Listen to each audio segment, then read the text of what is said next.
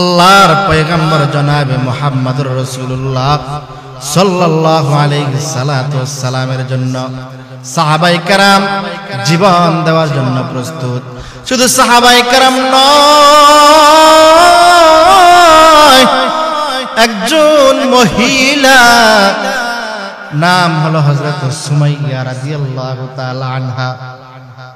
হযরত সুমাইয়া রাদিয়াল্লাহু তাআলা আনহার একজন সন্তান ছিল, নাম হলো হযরত আম্মার।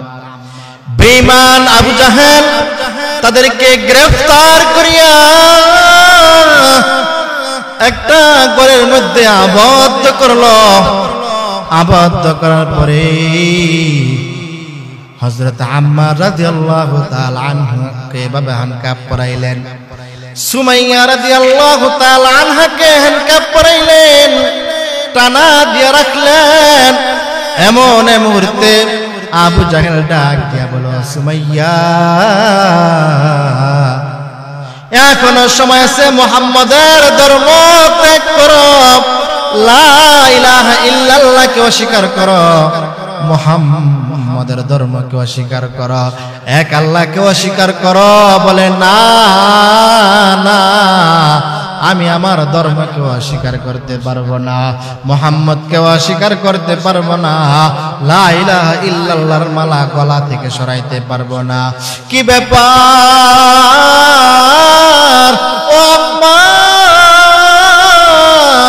এখনো সময় আছে, মুহাম্মাদের ধর্ম ত্যাগ করো, এক আল্লাহকে অস্বীকার করো, লা ইলাহা ইল্লাল্লাহর মালা গলা থেকে সরাইয়ে দাও। আর না হয় এই মুহূর্তে তোমার মায়ের কাপড় তোমার সামনে খুইলা ফেলা হবে। যুবক ভাইয়েরা আমার, গভীর মনোযোগ দিয়ে শুনি। হযরত আম্মার রাদিয়াল্লাহু তাআলা আনহু 18 বছরের যুবক, কেউ কেউ বলেন 22 বছরের যুবক। 22 বছরের যুবকের সামনে যদি তার মায়ের কাপড়টা খুলে ফেলা হয় তাহলে তার কাছে কেমন লাগবে? এবার 22 বছরের যুবক আম্মার মায়ের চেহারার দিকে কেমন করে জেনে তাকায় রইছে, কিন্তু মা এমন শক্ত মা।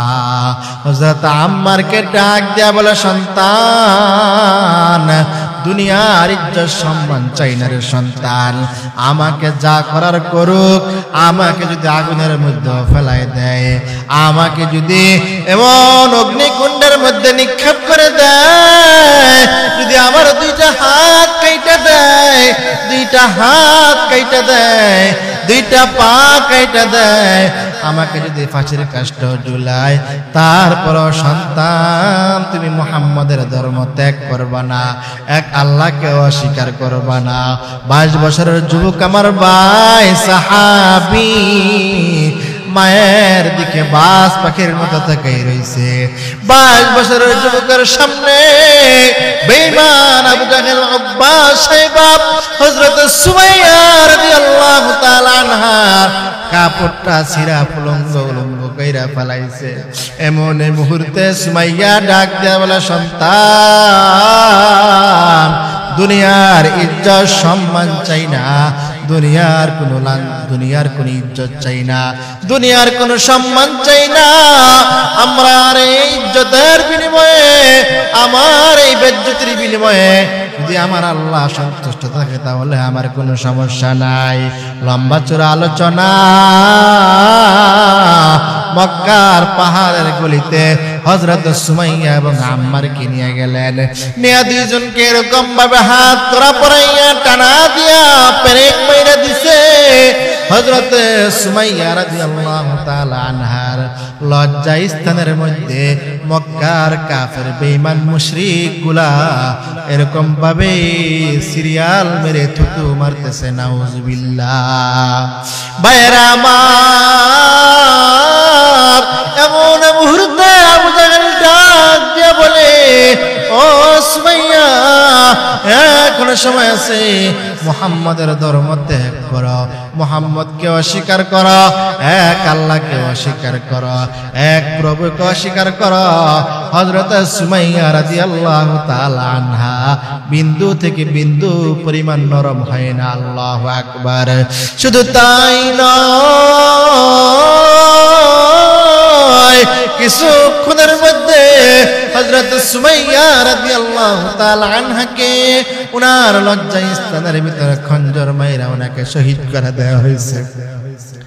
কিন্তু হযরত সুমাইয়া দুঃখ করে নাই, কান্নাও করে নাই।